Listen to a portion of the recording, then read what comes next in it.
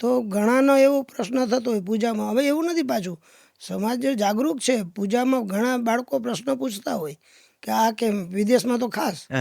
તો ત્યારે કહીએ કે ચોખા કેમ ચોટાડો છો, અહીંયા ઘમ કેમ નહીં, અહીંયા તલ કેમ નથી ચોટાડતા. તો ચોખા છે ને એને અક્ષત કહેવામાં આવે સંસ્કૃતમાં. અક્ષતનો મતલબ એમ ભાંગેલ ચોખા ના આવે, આખા ચોખા જ. આપણે ઘણી વાર કહીએ ખબર, અને આખા ચોખા પૂજ્યા લાગે છે. તો અક્ષતનો મતલબ કે તમે જે પુણ્યકર્મ કરો છો એના માટે તિલક છે, મંગલ માટે, પણ એ તમારું કાર્ય છે એ અક્ષત છે. તો અક્ષત છે એનો મતલબ કે તમે કામ કરો છો એમાં કંઈ, ધારો કે 2 ફળ લખ્યા છે ને 1 લખ્યું તો 1 ક્ષત થાય એવું નથી, પણ તમારી શ્રદ્ધા અને વિશ્વાસ છે ને એ અક્ષત હોવા જોઈએ.